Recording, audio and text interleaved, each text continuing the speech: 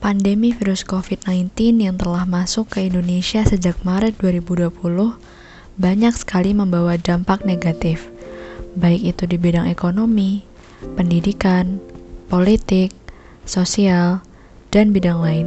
Tapi tahu nggak sih kalian, COVID-19 juga mempengaruhi kesejahteraan hidup seseorang loh. Pandemi COVID-19 bisa membuat seseorang menjadi lesu, hampa, dan gak lagi mempunyai minat sama hal-hal yang disukainya. Kondisi tersebut dinamakan languishing.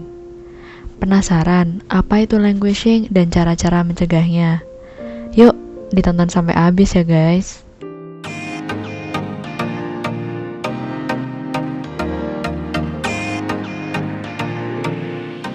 Istilah languishing pertama kali dicetuskan oleh sosiolog bernama Corey Keyes.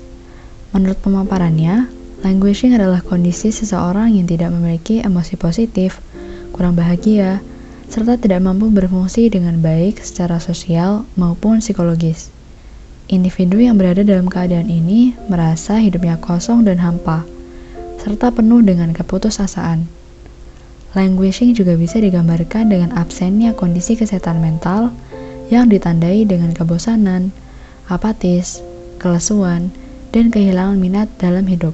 Nah, ngomongin pandemi COVID-19, ternyata pandemi ini menjadi faktor penyebab languishing ini terjadi loh. Pandemi ini menyebabkan kesehatan mental orang secara keseluruhan telah menurun secara drastis. Karena banyak orang kehilangan pekerjaan, dan adanya PSBB atau yang sekarang disebut PPKM mengharuskan terjadinya penutupan perguruan tinggi dan sekolah. Serta juga terjadi penurunan interaksi sosial, yang pada akhirnya menyebabkan naiknya tingkat depresi dan kecemasan. Selain itu, pandemi juga membuat kebanyakan orang takut tertular oleh virus ini, sehingga hal ini dapat turut membuat seseorang menjadi sedih dan cemas. Selain depresi dan kecemasan, languishing juga dapat membuat seseorang menjadi kesulitan dalam mengambil keputusan. Akibatnya, individu dapat terhambat dalam menjalankan aktivitasnya sehari-hari. Languishing juga dapat membuat aktivitas rutin yang dilakukan seseorang menjadi terasa monoton.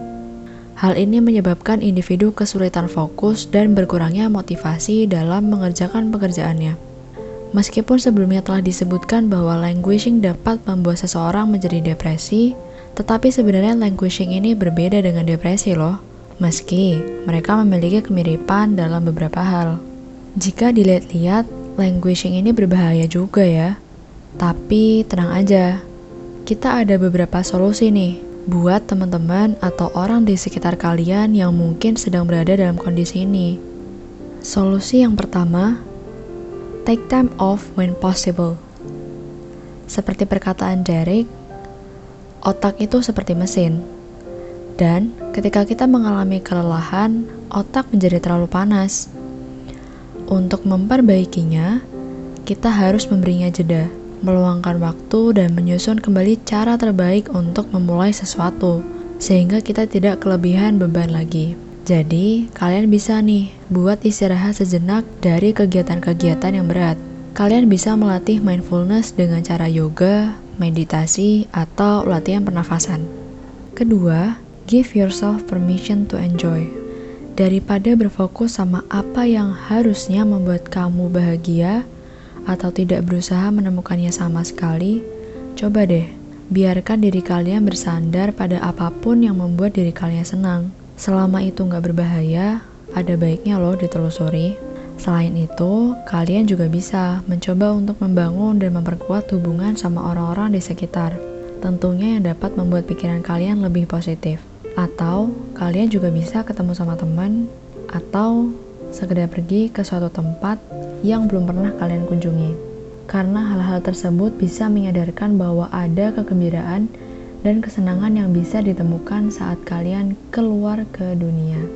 Ketiga, change your scenery. Jika pada masa pandemi ini kalian banyak ngehabisin waktu di depan layar gadget karena aktivitas serba daring, kalian bisa banget nih buat ngasih waktu sejenak untuk refreshing, seperti berjalan kaki. Karena terlibat dalam beberapa bentuk aktivitas fisik dapat melepaskan endorfin dan meningkatkan suasana hati. Dengan catatan, selama waktu refreshing ini, kalian nikmatin benar-benar saat-saat merasa senang, kagum, dan terhubung sama orang lain. Sehingga refreshing ini bisa memperkuat kecenderungan kalian untuk lebih memperhatikan hal-hal positif. Keempat, look into therapy.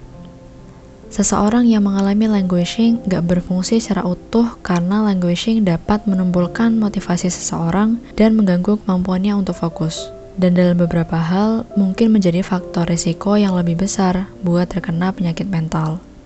Oleh karena itu, penting banget nih buat teman-teman untuk segera meminta bantuan profesional jika teman-teman merasa gelisah, merasa nggak tenang, merasa kosong, atau merasa kurang minat dalam hidup, atau pada hal-hal yang biasanya membuat kamu senang. Ada baiknya untuk bercerita pada psikolog, psikiater, konselor, atau peer counselor jika kalian merasakan hal-hal tersebut. Nah, dengan menerapkan salah satu dari keempat solusi tadi, diharapkan teman-teman dapat memasuki kondisi flow atau sebuah kondisi di mana teman-teman terlibat secara penuh ke dalam aktivitas yang sedang dijalani dan dapat meningkatkan kesejahteraan dengan mengaktifkan keterampilan, fokus, dan kreativitas. Sekian dulu penjelasan singkat mengenai languishing dan bagaimana cara mengatasinya. Kalau teman-teman ingin meningkatkan pengetahuan tentang kesehatan mental dan pengembangan diri, jangan lupa support dan terus pantengin channel ini ya. Aku Putri, pamit undur diri. Sampai jumpa di next video.